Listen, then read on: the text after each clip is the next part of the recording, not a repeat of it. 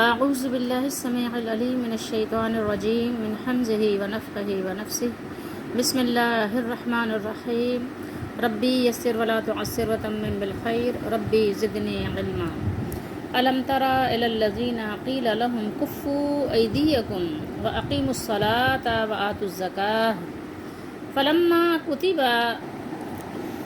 علیہم القتال اذا فریق منهم یخشون الناس کخشیۃ اللہ او اشد خشیہ وقالوا ربنا لما كتبت علينا القتال لولا اخرتنا الى اجل قریب قل متاع الدنیا قلیل والآخرة خیر لمن اتقى ولا تظلمون فتیلا۔ آیت نمبر 77 ہے، 77 سورۃ النساء ہے، 5واں سپارہ ہے۔ اے نبی یا اے رسول یا اے محبوب صلی اللہ علیہ وآلہ وسلم، مخاطب آپ صلی اللہ علیہ وسلم ہے اور آپ کے ساتھ ہی پھر ظاہر ہے کہ جو آپ صلی اللہ علیہ وسلم کے شاگرد خاص، آپ کے صحابہ اور پھر آپ کے امتی، کیا آپ نے ان لوگوں کو نہیں دیکھا جن سے کہا گیا تھا کہ تم اپنے ہاتھ روکے رکھو؟ کس چیز سے؟ لڑائی سے، ٹھیک ہے، اور نماز قائم کرو، کیونکہ لڑائی کون کر رہا تھا؟ لڑائی تو کفار کر رہے تھے، مسلمان تو لڑائی نہیں کر رہے تھے۔ مسلمان تو ان کو کہہ رہے تھے کہ آؤ اپنے رب کو مان لو، اپنے رب کی بندگی میں کسی کو شریک نہ کرو۔ تو اس کے بدلے میں وہ کیا کر رہے تھے؟ اس کے بدلے میں وہ مسلمانوں کو قتل کر رہے تھے، اذیتیں دے رہے تھے، ٹھیک ہے، شہر سے، اپنے وطن سے، ان کی بستیوں سے ان کو نکال رہے تھے۔ تو جب ان سے کہا گیا تھا کہ تم لڑائی سے اپنے ہاتھ روکے رکھو اور نماز قائم کرو، نماز فرض ہے، اپنے رب کو یاد کرو، جیسے کہ دنیا میں ہے دستور کہ دنیا میں تم کیا کرتے ہو؟ اپنے مالکوں سے وفا کرتے ہو نا، ان سے دغا تو نہیں کرتے۔ تو جو حقیقی مالک ہے، جو کلی طور پر مالک ہے، تو ظاہر اس کا بھی کچھ حکم ہے، اس کا بھی کچھ حق ہے، تو اس کا حق قائم کرنے کے لیے کیا کرو؟ نماز قائم کرو، ٹھیک ہے، اقیم الصلاۃ واقیموا الصلاۃ وآتوا الزکاۃ، اور زکوٰۃ بھی دو، زکوٰۃ ادا کرو۔ یہ زکوٰۃ دو گے تو فائدہ کس کا ہے؟ تمہارے جو شہر میں، بستی میں غریب لوگ رہتے ہیں، ان کی جب خوشحالی ہوگی تو تم بھی خوشحال ہوگے، تمہارے شہر کے، تمہارے بستی کے لوگ کیا ہوں گے؟ آسودہ حال ہوں گے، تو تمہاری بستی میں جب خوشحالی آئے گی تو ہر گھر میں خوشحالی آئے گی، ٹھیک ہے۔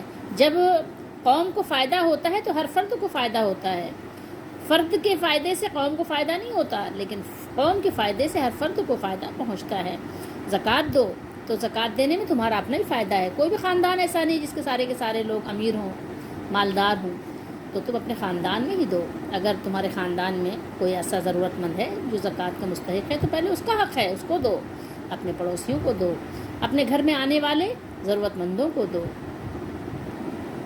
تو کوئی تمہاری زکوٰۃ اللہ کو تو نہیں ملے گی کہ نعوذ باللہ استغفر اللہ، اللہ تعالیٰ اس سے فائدہ اٹھائے گا، اللہ تو کھانے سے پاک ہے، وہ تو کھاتا ہی نہیں ہے، تو فائدہ تو تمہارا ہی ہے الٹیمیٹ۔ تو بہرحال پھر جب ان پر جنگ فرض کی گئی، ان پر جب جنگ جو ہے کتبہ، ان کے لیے جنگ لکھ دی گئی، ان لوگوں پر قتال یعنی جنگ، ٹھیک ہے، ان میں سے ایک گروہ، اذا فریق گروہ، فرقہ، کافر لوگوں سے کس سے ڈرنے لگا؟ کافر لوگوں، یخشونا، وہ ڈرنے لگا، لوگوں میں سے ایک گروہ ایسا تھا جو ڈرنے لگا، خشیت اللہ، اس طرح ڈرنے لگا جس طرح اللہ سے ڈرنا چاہیے۔ کس طرح ڈرا اس نے؟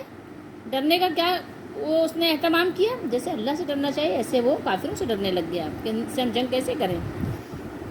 کیسے؟ کخشیت اللہ، کاف یہاں کیا ہے؟ تشبیہ کے لیے، جیسے کہ اللہ تعالیٰ سے ڈرنا چاہیے۔ او اشدہ، او یا وہ اس سے بھی بڑھ کر، یعنی جیسے اللہ سے ڈرنا چاہیے، اللہ تعالیٰ کے ڈر سے زیادہ ڈر وہ کس سے ہو گیا؟ اس کو لوگوں سے ہو گیا، ٹھیک ہے، اپنے مخالفوں سے اس کو زیادہ ڈر لگنے لگ گیا بجائے کہ اللہ تعالیٰ سے اتنا ڈرتے، ٹھیک ہے۔ اور کہنے لگے، وقالو، ان لوگوں نے کہا، اے ہمارے رب، ربنا، اے ہمارے رب، آپ نے ہم پر جنگ،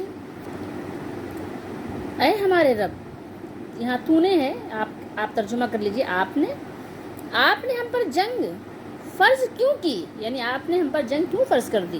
ٹھیک ہے، آپ نے ہمیں کچھ مدت تک الی اجل قریب، تھوڑے ٹائم کے لیے، اخرتنا تھوڑا سا مہلت مل جاتی، ٹھیک ہے، تھوڑا سا اس جنگ کو تاخیر سے مؤخر کر کے یعنی فرض کیا جاتا، تھوڑی سی اور مہلت مل جاتی، الی اجل قریب، تو اے میرے مالک آپ نے ہم کو تھوڑی سی مہلت کیوں نہیں دی، مہلت کیوں نہ دی؟ آپ کہہ دیجئے، اللہ تعالیٰ نے فرمایا قل، آپ کہہ دیجئے، متاع الدنیا قلیل، متاع یعنی نفع کی چیز، فائدہ، دنیا دنیائی، قلیل تھوڑا، دنیا کا فائدہ تھوڑا ہے، آپ ان سے کہہ دیجئے کہ دنیا کا فائدہ کتنا ہے، تھوڑا سا ہے، قلیل ہے، بہت قلیل ہے، ٹھیک ہے، والآخرت، اور آخرت، خیر بہتر، لمن اس کے لیے، تقا جو ڈرتا ہے، اور آخرت بہتر ہے اس شخص کے لیے جس نے پرہیزگاری اختیار کی، یعنی جو اللہ تعالیٰ سے ڈرا، جس نے اللہ تعالیٰ سے ڈر کر اور اللہ تعالیٰ کی نافرمانی سے اپنا بچاؤ کیا، اس کے لیے آخرت بدرجہ بہتر ہے، خیر ہے اس کے لیے۔ مکے میں ابتدائی اسلام میں مسلمانوں کو نماز اور زکوٰۃ ادا کرنے کا حکم تھا، لیکن ابھی تک نصاب جو ہے مقرر نہیں ہوئے تھے، ٹھیک ہے، ان کو حکم تھا کہ فقیر مسلمانوں کے ساتھ ہمدردی اور خیر خواہی کریں، مشرکوں کے ساتھ عفو و درگزر کریں، یعنی ان کے ساتھ درگزر والا معاملہ کریں، اور کچھ وقت تک صبر کا مظاہرہ کریں، لیکن مسلمان کڑتے تھے، اور کڑنے کے ساتھ ساتھ وہ یہ چاہتے تھے کہ ان کو بھی بدلہ لینے کی اجازت دے دی جائے، کہ وہ بھی ظاہر جیسے ان کے ساتھ سلوک ہو رہا ہے وہ بھی اسی طریقے سے سلوک کریں، تاکہ دشمنوں سے وہ بدلہ لیں، دشمنوں کو بھی کچھ پتہ چلے۔ لیکن اس وقت بہت سارے یعنی آپ وجوہات کہہ لیں یا اسباب کہہ لیں، اس کی وجہ سے جو یعنی بدلہ لینے والی صورتحال تھی وہ مناسب نہیں تھی، ٹھیک ہے، آپ جنگ کہیں، بدلہ لینا کہیں، جو بھی نام رکھیں اس کا، ٹھیک ہے۔ ایک سبب تو یہ تھا کہ ابھی تک مسلمانوں کی تعداد ہی بہت کم تھی، تھوڑے سے لوگ تھے، جبکہ دشمن کی تعداد ان کے مقابلے میں بہت زیادہ تھی۔ دوسرا سبب یہ بھی تھا کہ ابھی یہ لوگ کہاں تھے، شہر بلد میں تھے، جس میں یعنی بلد تو خیر شہر کو ہی کہتے ہیں، آپ کہیں بلد حرام میں تھے، یعنی مکہ کیا تھا، تو وہاں پر ظاہر ہے لڑائی جھگڑا تو منع ہے، دشمن کو بھی آپ نہیں مار سکتے، تو وہ مقام جو ہے وہ مقام ادب ہے، تو وہاں پر بھی اس مقام مقدس میں، اس شہر میں یہ سب دنگا فساد جو ہے وہ مناسب نہیں تھا، ٹھیک ہے، اور مسلمانوں کو اس بات کا حکم ہی نہیں تھا کہ وہ یعنی کسی قسم کے یعنی یہاں پر فساد یا خون ریزی کریں۔ لیکن جب مسلمان ہجرت کر کے مدینہ شریف میں آ گئے، وہاں پر ان کا ایک گھر بن گیا، ان کو وہاں ایک کہیے کہ جائے قرار نصیب ہو گئی،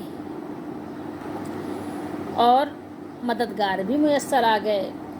اس کے باوجود جب مسلمانوں کو اس بات کا حکم مل گیا جسے وہ پسند کرتے تھے کہ ظاہر ہے اپنے دشمنوں سے بدلہ لیں، تو بعض لوگ اس سے گھبرانے اور دشمن کو مقابلہ کرنے سے یعنی کچھ خوفزدہ ہوئے۔ خوفزدہ ہونے والے کون لوگ تھے، ابھی اس کی بات ہوگی۔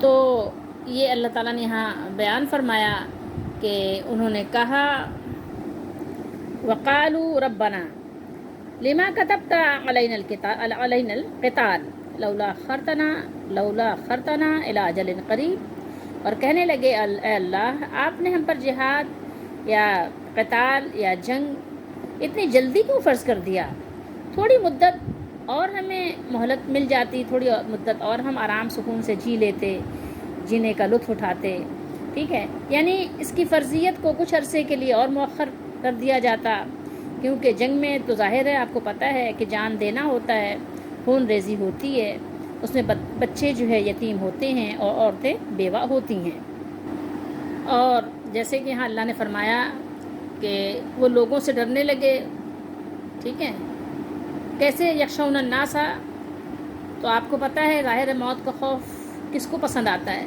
کہ وہ موت کے خوف میں زندگی بسر کرے، اور جب آپ کسی دشمن سے مقابلہ کرنے جاتے ہیں تو وہاں کیا ہوتا ہے، موت تو آپ کے سامنے ہی ہوتی ہے نا، بچ گئے تو آپ کی قسمت ہے، لیکن موت تو آ بھی سکتی ہے نا، سامنے آپ کے جو ہے دشمن ہے اور وہ آپ کو مارنا چاہتا ہے، کچھ بھی ہو سکتا ہے، تو بہرحال خوف تو ہوتا ہے، اور اس بات کا بھی خوف ہوتا ہے، جس کے بچے ہیں اپنے بچوں کا بھی پیچھے خوف ہوتا ہے، اپنی بیوی کا بھی خوف ہوتا ہے، ماں باپ کا بھی ہوتا ہے، اپنے گھر بار چھوڑنے کا بھی ایک خوف ہوتا ہے، تو اللہ تعالیٰ نے ارشاد فرمایا کہ وَيَقُولُ الَّذِينَ آمَنُوا لَوْلَا نُزِّلَتْ سُورَةٌ فَإِذَا أُنزِلَتْ سُورَةٌ مُحْكَمَةٌ وَذُكِرَ فِيهَا الْقِتَالُ، سورہ محمد میں فرمایا، اور مومن لوگ کہتے ہیں کہ کوئی صورت کیوں نازل نہیں ہوتی، لیکن جب کوئی صاف معنوں کی صورت نازل ہو اور اس میں جہاد کا بیان ہو تو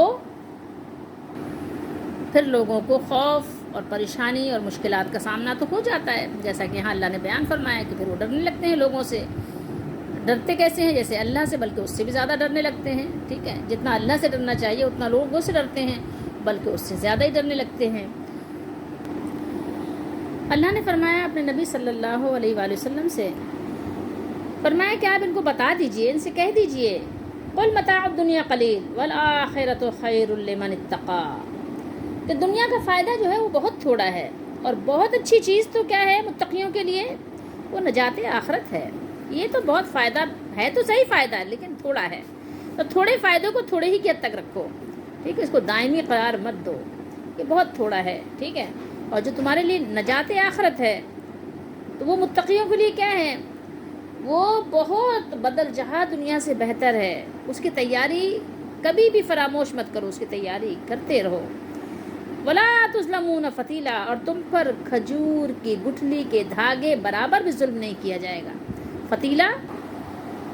فتیلہ ویسے بھی آپ فیتا بھی استعمال کرتے ہیں نا اردو میں، لیکن یہ فتیلہ وہ فتیلہ ہے جو ایک معمولی سا جیسے جھلی والا، جھلی کو آپ اپنے انگلی میں مسلیں تو وہ ایک دھاگا سے ایک ڈوری سی باریک سی بالکل بن جاتی ہے، اتنا بھی اللہ تعالیٰ کسی پر ظلم نہیں کرے گا، کیونکہ جو ہمارا مالک ہے اللہ وہ ظلم سے پاک ہے۔ ظلم تو انسان کرتے ہیں، اللہ تعالیٰ نے تو ظلم سے منع کیا ہے، انسانوں کے لیے وہ ظلم کو پسند نہیں کرتا، تو اللہ تعالیٰ کے دربار سے ایسے توقع نہیں کی جا سکتی۔ آخرت بدرجہ بہتر ہے، کس کے لیے؟ وہ ان لوگوں کے لیے جو متقی ہیں، جو اللہ سے ڈرتے ہیں، جو پرہیزگاری اختیار کرتے ہیں، گناہوں سے باز رہتے ہیں، نیک کاموں کے لیے جلدی کرتے ہیں، تو اللہ تعالیٰ ان کے ساتھ دھاگے کے برابر بھی، یعنی کوئی ان کی جزا کم نہیں کی جائے گی، ٹھیک ہے، دھاگے کے برابر بھی ان کے عمل سے ان کی اجرت کو کم نہیں کیا جائے گا، بلکہ تمہیں ان کی پوری جزا دی جائے گی، تمہاری اجرت کیا ہوگی؟ بھرپور ہوگی۔ اور اللہ وحدہ لا شریک نے اس آیت میں دنیا سے بے رغبتی بھی دلائی ہے اور آخرت کی ترغیب بھی اللہ نے دی ہے، ٹھیک ہے، اور اللہ تعالیٰ کے لیے اپنی جان دینا اور اپنے گھر بار کو چھوڑنا یہ بہت اچھا ہے، اس کا شوق بھی اللہ تعالیٰ نے دلایا ہے کہ اس کا شوق بھی رکھو۔ دنیا کی نعمتیں تو ہیں ہی قلیل، یہ متاع دنیا جو ہے وہ بہت قلیل ہے، بہت تھوڑی ہے، بہت مختصر ہے، ٹھیک ہے، اور آخرت کی نعمتیں کیا ہیں؟ وہ کثیر ہیں، وہ بہت زیادہ ہیں، ٹھیک ہے۔ اور پھر نمبر 2 آئیے، دنیا کی نعمتیں ختم ہونے والی ہیں اور آخرت کی نعمتیں باقی رہنے والی ہیں۔ اور نمبر 3 آئیے، دنیا کی نعمتوں کے ساتھ طرح طرح کی مشکلات، پریشانیاں، بہت سارے مصائب بھی ہیں، اور آخرت کی نعمتیں ان تمام طرح کے مسائل سے پاک و صاف ستھری ہیں، پاکیزہ ہیں آخرت کی جو نعمتیں ہیں۔ اور نمبر 4 آئیے، دنیا کی نعمتوں کا حصول یقینی بھی نہیں ہے کہ آپ محنت کریں تو آپ کو نعمتیں مل بھی جائیں۔ بعض لوگ پوری زندگی محنت کرتے ہیں اور محنت و مشقت کرتے ہی کرتے دنیا سے چلے جاتے ہیں، نعمتوں کا حصول ان کے لیے ممکن نہیں ہوتا کہ وہ نعمتیں حاصل بھی کریں اور اس سے نفع بھی اٹھائیں۔ کتنے ہیں آپ ایسے؟ میں کتنی مثالیں آپ کو دوں گی، میں بھی تھک جاؤں گی، آپ بھی سن کر تھک جائیں گے، لیکن آپ خود اپنے چشم دید آنکھوں سے نظارہ کریں، دیکھیں دنیا میں کیسے کیسے لوگ آباد ہیں جو صرف محنت و مشقت کرتے ہیں، دنیا کے لذات سے کوسوں دور ہوتے ہیں کیونکہ ان کو میسر ہی نہیں ہوتی۔ لیکن آخرت کی نعمتیں ہر متقی کو یقینی طور پر یقیناً ملیں گی، لازمی ملیں گی۔ دنیا کی نعمتیں ہر وقت چھن جانے کا، ختم ہو جانے کا یہ خوف رکھتی ہیں، آخرت کی نعمتیں ابدی و سرمدی ہیں۔ یہ کچھ یعنی یہ چیزیں ہیں جو آپ کے سامنے ہیں، آپ پر غور کریں تو آپ کو اندازہ ہوگا کہ آخرت کی نعمتیں دنیا کی نعمتوں سے ہر لحاظ سے بدرجہ بہتر ہیں۔ سب سے بڑی بات یہ ہے کہ آپ کو وہاں پر کوئی خوف ہی نہیں ہے کہ کوئی چھین لے گا، کوئی آپ سے حسد کرے گا، کوئی آپ کے ساتھ دشمنی کرے گا یا آپ کی نعمتیں ختم ہو جائیں گی.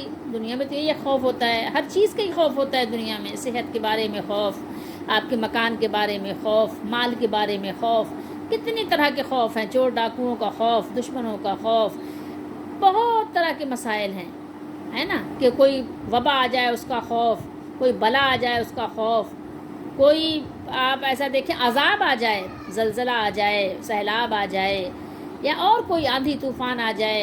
بہت طرح کے مصائب اور مسائل ہیں. لیکن آخرت میں نہیں ہے، سب کچھ بھی نہیں ہے. بس کیا ہے، اب وہاں پر کیا ہے، خوشیاں ہی خوشیاں ہیں، آسانیاں ہی آسانیاں ہیں، نعمتیں ہی نعمتیں ہیں. وَإِذَا رَأَيْتَ ثَمَّ رَأَيْتَ نَعِيمًا وَمُلْكًا كَبِيرًا.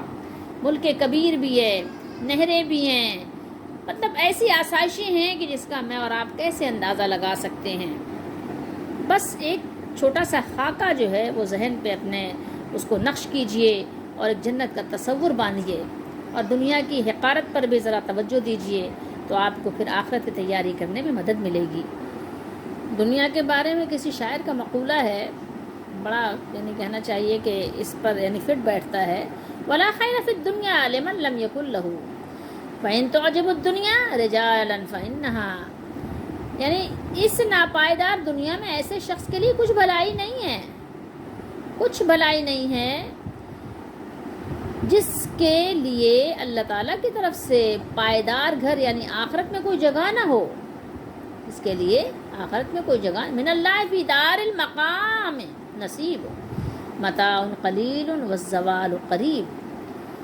سوچئے ذرا، پھر اگر دنیا کچھ لوگوں کو فریفتہ کرے تو آگاہ رہیں کہ یہ دنیا تو متاع قلیل ہے اور اس کا زوال اور ناپید ہونا بہت قریب ہے. یعنی ادھر آنکھ بند ہوئی اور ادھر آخرت سامنے آئی. اور آیت پر غور کیجئے. آیت کے شروع میں اللہ تعالیٰ نے پہلے قیام نماز کا، قیام صلاۃ کا یعنی نماز قائم کیجئے، اور زکوٰۃ، اس کے احکام کو بیان فرمایا. کیوں؟ اس لیے کہ یہ اصلاح نفس کا سبب ہے. ان دونوں چیزوں سے کیا ہے، آپ کے اپنے آپ کی اصلاح ہوتی ہے. اور اس کے بعد اللہ تعالیٰ نے اپنی راہ میں نکلنے کا شوق دلایا. جیسے انسان کی اپنی اصلاح جو ہے بہت ضروری ہے، ذاتی اصلاح، اسی طریقے سے ملک اور قوم کی اصلاح بھی بہت ضروری ہے.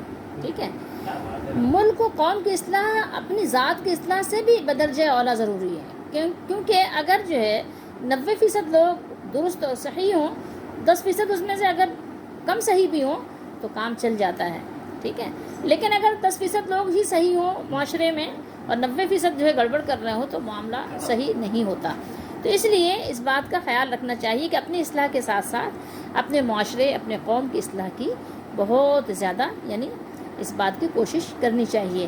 تو اللہ تعالیٰ نے، دین اسلام نے، قرآن مجید نے، اور ہماری طرف سے جو ہمیں سنت کا جو سبق دیا گیا ہے، ہمیں جو سنت کا درس دیا گیا ہے، جو ہماری رہنمائی کی گئی ہے سنت کے ذریعے سے، تو اس میں اپنی اصلاح کے ساتھ ساتھ ملک اور قوم کی اصلاح کا بھی بہت زیادہ خیال رکھا گیا ہے. تو جو دوسرا حکم ہے وہ اصلاح ملک کا سبب ہے. ٹھیک ہے، یعنی اس کے ذریعے سے ظلم و ستم کا خاتمہ کیا جاتا ہے اور ملک میں امن و امان قائم ہوتا ہے. ٹھیک ہے، تو اس سے آپ اندازہ لگا سکتے ہیں کہ اپنی اصلاح کے ساتھ ساتھ دوسروں کی اصلاح بھی کرنی ضروری ہے، اور دوسروں کی اصلاح سے پہلے اپنی اصلاح بھی کرنی چاہیے. قل متاع الدنیا، یہاں پر آپ دیکھیے جو لوگ منافقین تھے یا یہ کہ اور بھی کوئی قسم تھی، تو ان کو جو ہے دو باتوں کے ذریعے سے ان کے حوصلے کو بلند فرمایا گیا. پہلی تو یہ کہ دنیا کی بے ثباتی، یعنی دنیا بہت مختصر ہے، بہت قلیل ہے، بہت تھوڑی ہے. ٹھیک ہے، تو تم نکلو اللہ کی راہ میں، اللہ کا حکم مانو. ٹھیک ہے، دنیا جتنی بھی ہو وہ سب فانی ہے، اور فانی جتنی بھی ہو قلیل ہے، بہت تھوڑی ہے. فانی اور باقی کا کوئی مقابلہ ہے ہی نہیں. رسول اللہ صلی اللہ علیہ وآلہ وسلم نے ارشاد فرمایا، جس طرح کوئی شخص سمندر میں انگلی ڈبو کر نکالے اور اس کی انگلی میں تھوڑی سی نمی رہ جائے، ایسی ہی مثال دنیا اور آخرت کی ہے. ٹھیک ہے، مسلم شریف میں حدیث شریف ہے. جیسے آپ یہ سمندر یہ ہے، اس میں آپ یہ انگلی آپ ڈبوئیں اور جب نکالیں گے تو کیا ہوگا، پانی کے صرف انہیں اثرات ہوں گے کہ یہ گیلی ہے، بس ختم، باقی پورا سمندر ہے۔ تو پورا سمندر اس کو آپ آخرت سے اس کو تعبیر کریں، اور جو انگلی آپ کی انگلی میں جتنا پانی لگا ہے وہ آپ کی دنیا ہے، بس اسی طریقے سے آپ اس کا اندازہ لگا سکتے ہیں۔ اور رسول اللہ صلی اللہ تعالیٰ علیہ وآلہ وسلم نے ارشاد فرمایا کہ میری اور دنیا کی مثال ایک مسافر کی سی ہے جو ایک درخت کے سائے میں آرام کرتا ہے اور پھر اسے چھوڑ کر روانہ ہو جاتا ہے۔ اب آئیے تھوڑی دیر کے لیے غور کیجئے کہ یہ باتیں کہنے والے کون لوگ تھے، تھوڑی سی اس کے بارے میں بھی آپ کو غور کرنے کی ضرورت ہے۔ یہ آیت منافقین کے حق میں نازل ہوئی کہ جب تک ان کو نماز روزے کا حکم تھا، مدینہ شریف میں منافقین تھے، مکے میں تو تھے ہی نہیں۔ مکے میں کیوں نہیں تھے انشاءاللہ ہم آپ کو اس کے بارے میں بتائیں گے۔ تو جب تک ان کو یہ حکم دیا گیا کہ نماز پڑھو تو بیچارے نماز ہارے گاڑے پڑھ لیتے تھے، لوگوں کو دکھا لیتے تھے کہ ہم نماز پڑھتے ہیں، ٹھیک ہے، کیونکہ اگر نماز نہ پڑھتے تو صحابہ کرام کی نظر میں نماز نہ پڑھنے والا مسلمان ہوتا ہی نہیں تھا، تو نماز پڑھ لیتے تھے، کچھ نہ کچھ بہرحال طوعاً و کرہن زکوٰۃ بھی دے ہی دیتے تھے۔ تو اس وقت تک تو یہ مومنوں کے صفوں میں بہت اچھے طریقے سے شامل تھے، مومن بنے رہے۔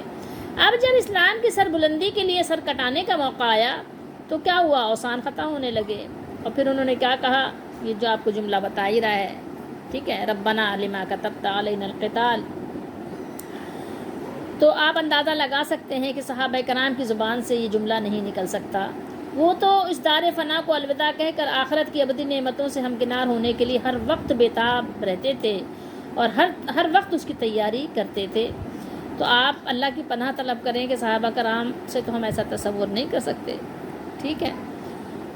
کہ اللہ کے نبی صلی اللہ علیہ وسلم کے جو صحابی تھے وہ تو ظاہر ہے پکے مومن تھے، ان کی زبان سے یہ جملہ کیسے ادا ہو سکتا تھا؟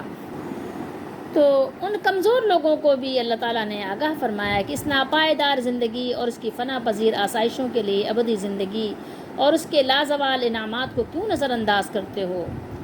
نبی کریم صلی اللہ تعالیٰ علیہ وآلہ وسلم کے ساتھ نکلنے سے کیوں کتراتے ہو؟ اس میں میرے اور آپ کے لیے بھی سبق ہے، میں اور آپ بھی اپنے عمل پر غور کریں اور پھر دیکھیں کہ کیا ہم اس عارضی دنیا کو ترجیح دیتے ہیں یا آخرت کو۔